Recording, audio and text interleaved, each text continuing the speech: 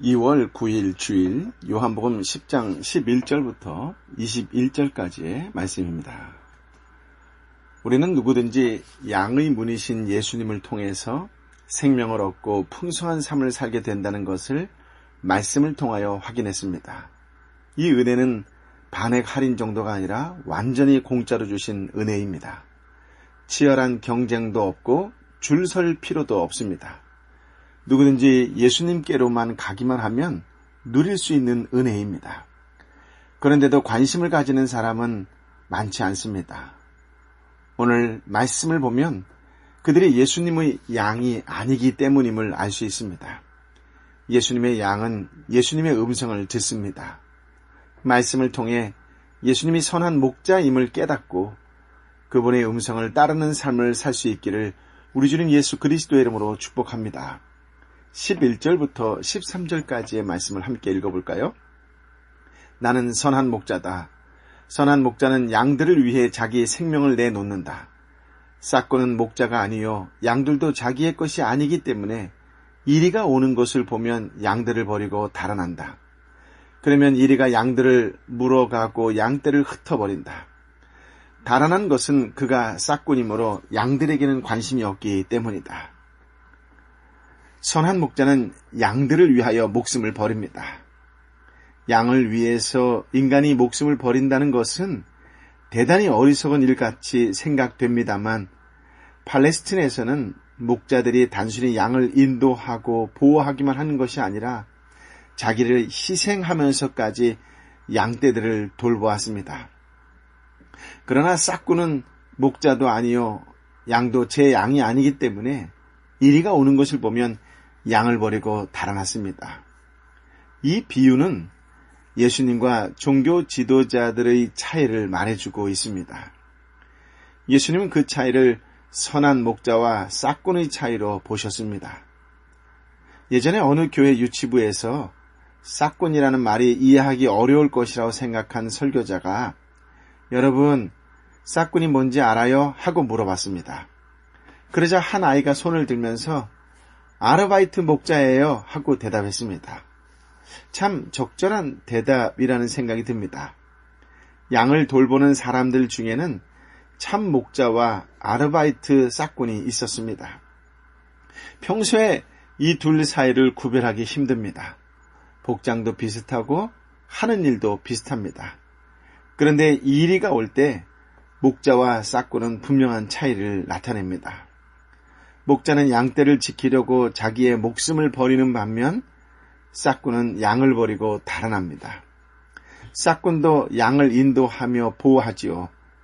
때로는 약간의 손해까지도 감수할 수 있습니다. 그러나 결코 양을 위해 목숨을 버리지는 않습니다.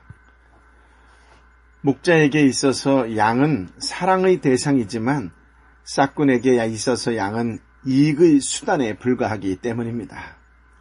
사랑은 이해 득실을 따지지 않습니다. 금전적으로 생각하면 어리석은 희생일지라도 기꺼이 감수하는 것이 사랑입니다.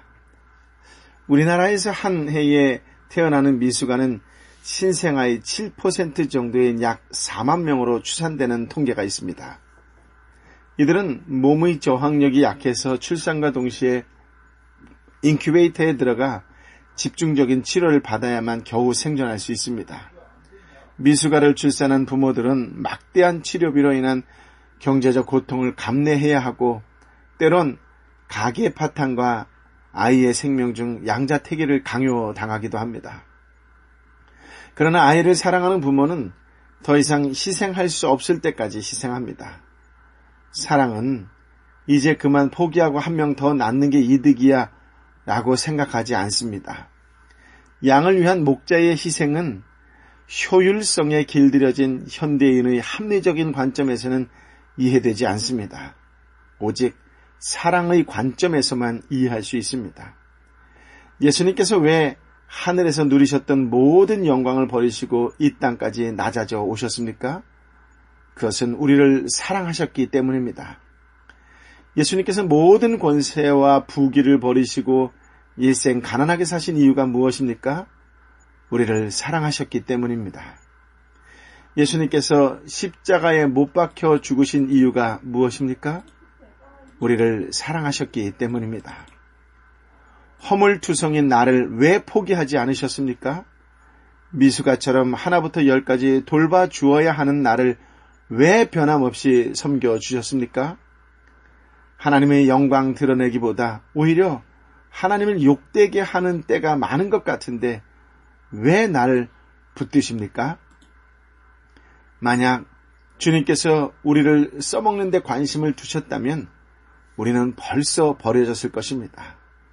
그러나 예수님은 우리를 사랑의 대상으로 생각하시기에 밑빠진 독에 물 붓는 것 같을지라도 변함없이 사랑하시는 것입니다. 인간 사회에 있어서 가장 목자 같은 분을 찾자면 어머니가 아닐까 저는 종종 그렇게 생각합니다. 자식을 향한 어머니의 희생은 강인한 특공대원의 눈에도 눈물을 흐르게 만듭니다. 그래서 이 세상에 불쌍한 사람들이 많이 있지만 어머니의 따뜻한 사랑을 받아보지 못한 고아들이 가장 불쌍하지 않을까 그런 생각도 가끔 합니다.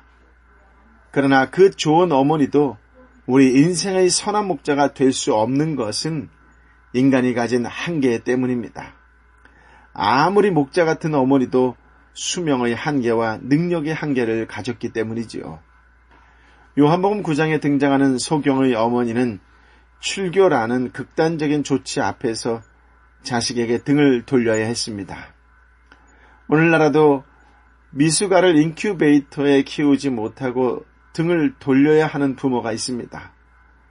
저는 그들이 싹군이어서 그렇다고 생각하지 않습니다. 인간이기 때문에 희생할 수 있는 한계가 있는 것이지요. 가슴이 미어지는 아픔 속에서도 어쩔 수 없이 목숨을 늑탈하는 이리에게 아이를 내어줍니다. 이 한계 때문에 인간은 궁극적으로 선한 목자가 될 수 없습니다. 예수님은 힘주어 강조하시기를 나는 선한 목자다 라고 하셨습니다. 예수님만이 선한 목자라는 의미입니다. 예수님은 한계가 없습니다. 사망 권세를 깨뜨리고 부활하심으로 세상 끝날까지 함께 하시면서 우리를 푸른 초장 맑은 시냇가로 인도하실 수 있는 분입니다. 사나운 이리로부터 완벽하게 보호해 주실 수 있는 분입니다. 그래서 비록 어머니의 따뜻한 사랑을 받아보지 못한 사람이라 할지라도 이 예수님으로 말미암아 가장 행복한 양이 될 수 있습니다. 가장 풍성한 삶을 누릴 수 있습니다. 양떼의 가장 큰 행복은 선한 목자를 만나는 것입니다. 우리 인생의 가장 큰 행복도 선한 목자이신 예수님을 만나는 데 있습니다. 눈 감으면 코 베어가는 험한 세상을 살아가면서 사람들은 도적도 만나고 싹군도 만납니다. 그러면서 많은 상처를 입지요. 스트레스와 긴장, 불안과 초조함 속에서 평안을 누리지 못합니다. 자라보고 놀란 가슴 소뚜껑 보고 놀란다고 작은 일에도 지나치게 근심하고 염려합니다. 그러나 같은 험한 세상을 살아가면서도 선한 목자를 만난 양은 다릅니다. 그들의 삶을 들여다보면 전반적으로 잔잔한 평안함과 기쁨이 있고 소확한 감사가 있다는 것을 발견할 수 있습니다. 그들은 사망의 음침한 골짜기를 지나가면서도 대체적으로 평온을 유지합니다. 고난과 슬픔을 벼랑길을 걸으면서도 극단에 빠지지 않습니다. 깊은 수렁에 빠질지라도 머지않아 건짐을 받습니다. 이는 선한 목자 되신 주님께서 그들의 인도자여 보호자여 후원자가 되어주시기 때문입니다. 예수님은 여러분의 선한 목자가 되십니다. 예수님을 여러분의 삶의 선한 목자로 받아들이시기 바랍니다. 이제부터는 그분의 음성을 들으며 그분의 음성을 따라 살아갈 수 있게 되기를 예수님의 이름으로 축복합니다. 14절, 15절 말씀을 함께 읽어볼까요? 나는 선한 목자다. 나는 내 양들을 알고 내 양들은 나를 안다. 이것은 마치 아버지께서 나를 아시고 내가 아버지를 아는 것과 같다. 나는 양들을 위해 내 생명을 내놓는다. 선한 목자는 양을 압니다. 싹구는 양을 통해 얻을 수 있는 이익에 관심이 많습니다. 싹군의 목양 동기와 목적은 두둑한 보수를 받는 데 있습니다. 그러나 선한 목자의 목양 동기와 목적은 양이 생명을 얻고 풍성해지는 것입니다. 비록 목양의 결과로 풍성한 양터널과 젖을 얻게 될지라도 목자의 관심은 언제나 양 자체의 생명과 건강한 삶에 있습니다. 그러다 보니 선한 목자는 자연스럽게 양을 잘 압니다. 여기서 안다라고 하는 말은 단지 지식적으로 아는 것이 아닙니다. 상호 신뢰와 오랜 사랑의 관계 속에서 체험적으로 형성된 암입니다. 어제도 말씀드렸지만 양은 목자 없이는 생존이 불가능한 동물입니다. 사나운 맹수를 대항할 수 있는 뿔도 없고 빨리 달아날 수 있는 긴 다리도 없습니다. 숏다리에 방향 감각이 없어 쉽게 웅덩이에 빠지거나 낭떠러지에 떨어지지요. 고집은 세고 성질은 급해서 스트레스를 쉽게 받고 자기 분을 이기지 못해 씩씩거리다가 질식해서 죽곤 합니다. 목자는 양이란 존재가 목자의 희생과 헌신 없이는 생존할 수 없음을 잘 알기 때문에 자발적으로 희생합니다. 인큐베이터 안에 있는 아이에게는 아무것도 요구하지 않고 희생하는 것과 같습니다. 이처럼 예수님도 우리 인생의 연약함을 아시기에 할 수 없는 일에 대해 요구하지 않습니다. 어떤 사람이 불편한 인간관계로 인해 고통을 받고 있었어요. 견디다 못해 주님께 기도했습니다. 주님, 제가 그를 고쳐보려고 숱한 노력을 했습니다. 그러나 더 이상은 못 참겠어요. 주님께서 저 사람을 좀 고쳐주세요. 그런데 마음속에 이런 대답이 들리더랍니다. 사랑하는 아이야, 나도 그를 고칠 수가 없어 내가 죽었단다. 그래서 더 이상 요구하는 마음을 갖지 않게 되었다는 이야기입니다. 때로 우리는 사람들은 나를 잘 몰라, 내 진심을 알아주는 사람이 없어 라는 생각이 들 때가 있습니다. 그러나 나보다 더 나를 잘 아시는 분이 있습니다. 네, 그렇습니다. 예수님입니다. 예수님은 우리가 당신의 목숨을 버리지 않고서는 변화될 수 없는 죄인이라는 것을 잘 아십니다. 자주 죄의 수렁에 빠지는 영적인 숏다리라고 하는 것을 아시지요. 이리가 올 때는 전혀 방어하지 못하고 어이없이 당하고 마는 연약한 자인 것을 아십니다. 방향 감각이 없어 곧잘 잘못된 길로 빠져드는 것도 아십니다. 한번 죄에 빠지면 스스로는 헤어나오지 못하는 것도 아십니다. 고집세고 성질이 고약해서 서로 잘 싸우는 것도 아십니다. 잠시라도 목자가 한눈을 팔면 제대로 먹지도 마시지도 못하며 방황하다가 죽을 수밖에 없는 존재임을 잘 아십니다. 그래서 시편 121편 4절에 이스라엘을 지키시는 그분은 졸지도 않으시고 주무시지도 않으신다라고 했던 것입니다. 선한 목자 예수님은 우리의 장점과 약점을 압니다. 우리의 기질과 스타일을 압니다. 우리의 현재 처지와 형편도 필요를 아시지요. 우리의 미래를 아십니다. 하나님은 아담을 지으신 후에 그에게 돕는 배필이 필요함을 아셨습니다. 아담이 필요를 느끼기 전에 하나님께서 그 필요를 먼저 아셨습니다. 다만 아담이 그 필요를 인식할 때까지 기다리셨다는 것이지요. 기다리셨다가 주신 것입니다.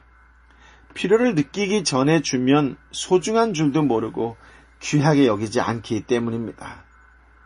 하나님은 무엇이 내 영혼을 건강하게 하는지, 무엇이 내 영혼에 독이 되는지 잘 아십니다. 언제 어디서 가장 싱싱하고 풍성한 꼴과 맑은 물을 먹을 수 있는지 아시고 인도하십니다. 그런데 신기한 것은 목자가 양을 아는 것처럼 양도 목자를 안다는 것입니다. 목자가 자기의 인도자여 보호자여 후원자인 것을 압니다. 목자를 따르는 길이 가장 행복한 길이라는 것을 압니다. 목자 없이는 살아갈 수 없다는 것을 알고 있지요.